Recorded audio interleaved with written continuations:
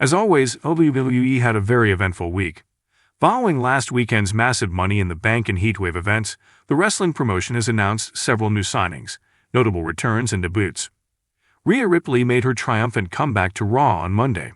The Rascals made their NXT debut on Tuesday, and MSK continued their return on Wednesday. Not only that, but the sports entertainment behemoth just inked a deal with international superstar Stephanie Vasquez. World Wrestling Entertainment has flourished for 7 decades, thanks to its big stars and brilliant performances. Just as entertaining as perusing the present-day wares is learning about the A-listers who contributed to the company's success. Every week, Sportskeeda reminisces on some of the most memorable games and events from its glorious past. 4 separate tournaments involving multiple high-profile matches and players will be covered in detail in this article. This week's list kicks out with a major wrestling event with one of the more peculiar titles.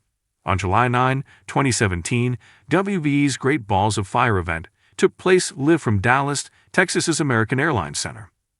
With 8 bouts featured on the main event, Great Balls of Fire drew in approximately 16,000 spectators.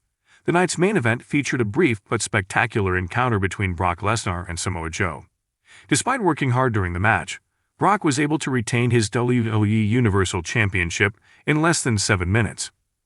Even though Brock and Samoa Joe had a solid match, the strange name of the premium live event is what viewers will remember most about the evening. Maybe NXT Great Balls of Fire will air as a USA Network special one day, given the recent trend of returning cast members for specials and events. This week's schedule continues with WWE Vengeance. The event took place on July 11, 2004, at the Hartford Civic Center in Hartford, Connecticut. Around 7,000 spectators watched the Raw-branded pay-per-view. In addition to 7 main show matches, the event featured a plethora of brilliant performers, many of whom were stars or would become so in the future. Among those who fall under this category are Kane, Ric Flair, Victoria, Chris Jericho, and Matt Hardy. The night's most anticipated match was the main event, in which Triple H faced off against Chris Benoit for the WWE World Heavyweight Championship. A swift pin on Triple H was achieved by Chris after 29 minutes, but it was partially due to interference by Eugene. As a result, the game faced off against an unusual opponent in Eugene in the now-forgotten SummerSlam match. On July 14, 2013, WWE hosted the Money in the Bank pay-per-view. There were around 15,000 people in attendance during this performance at Philadelphia, Pennsylvania's Wells Fargo Center. Among the show's expected Money in the Bank ladder matches was one with an intriguing victor. Before facing Dean Ambrose, Cesaro, Cody Rhodes, Fandango, Jack Swagger, and Wade Barrett in the first bout, Damien Sandow prevailed. In the main event, Randy Orton was the winner of the other briefcase. Even more surprising now as we look back is the fact that Damien Sandow spent the majority of his time at the organization as a comedic figure, so his victory in the Money in the Bank briefcase came as a complete shock.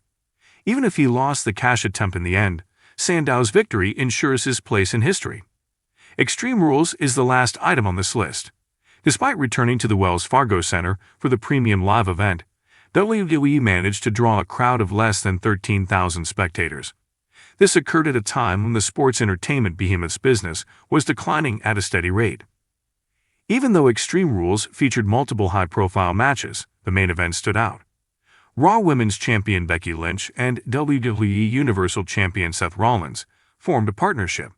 After facing off against Baron Corbin and Lacey Evans in an Extreme Rules